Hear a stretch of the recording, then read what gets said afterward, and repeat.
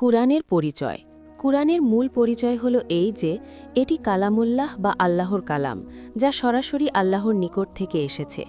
সৃষ্টিজগৎ দুনিয়াবি চোখে কখনোই তার সৃষ্টিকর্তা আল্লাহকে দেখতে পাবে না। সূরা আনাম 6:103। তবে তার কালাম দেখে, পড়ে, শুনে ও বুঝে হেদায়ত লাভ করতে পারবে। কুরআনের ভাব ও ভাষা, এর প্রতিটি বর্ণ, শব্দ ও বাক্য আল্লাহর। জিবরিল ছিলেন বাহক, সূরা বাকারা 2:97, সূরা শুআরা 26:194, এবং রাসূল ছিলেন এর প্রচারক ও ব্যাখ্যাতা, সূরা মায়েদা 5:67, নাহল 16:44-64।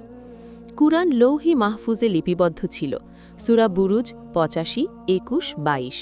সেখান থেকে আল্লাহর হুকুমে ক্রমে ক্রমে নাজিল হয়েছে, সূরা আলে ইমরান 3:3, ইসরা 17:106। শেষ নবী মোহাম্মদ সাল্লাল্লাহু আলাইহি ওয়াসাল্লামের আগমনের পর বিগত সকল নবীর নবুয়াত শেষ হয়ে গিয়েছে এবং কুরআন অবতরণের পর বিগত সকল ইলাহি কিতাবের হুকুম রহিত হয়ে গেছে। ঈসা আলাইহিসসালাম সহ বিগত সকল নবী শেষ নবী মোহাম্মদ সাল্লাল্লাহু আলাইহি ওয়াসাল্লামের আগমনের সুসংবাদ দিয়ে গেছেন, সূরা সফ 61:6।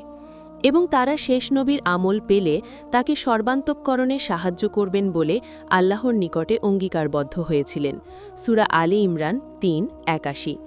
এমনকি তৌরাত ও ইঞ্জিলে সর্বশেষ উম্মি নবীর আগমনের সুসংবাদ লিপিবদ্ধ ছিল, সূরা আরাফ 7:157। সে হিসেবে মোহাম্মদ সাল্লাল্লাহু আলাইহি ওয়াসাল্লাম কেবল আখেরি জামানার নবী নন, বরং তিনি ছিলেন বিগত সকল নবীর নবী।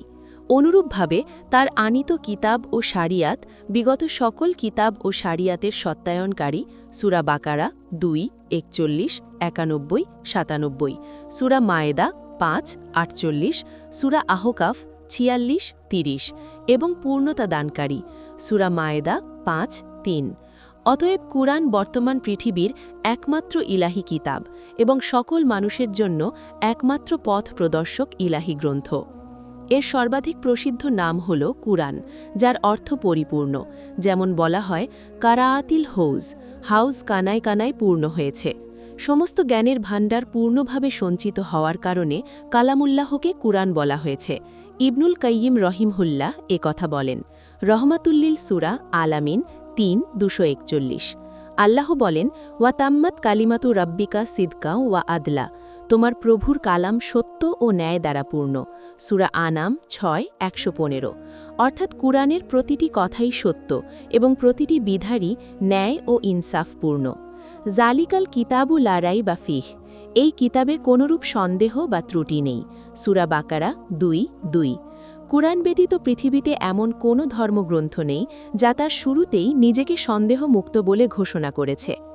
সহিহ ইবনু হিব্বান 774, সূরা নিসা 4:82, সূরা আনাম 6:115, সূরা আরাফ 7:35, সূরা হামিম সাজদা 41:42, সূরা ওয়াকিয়া 56:77-82, সূরা হাক্কা 69:43, সূরা দাহর 76:23।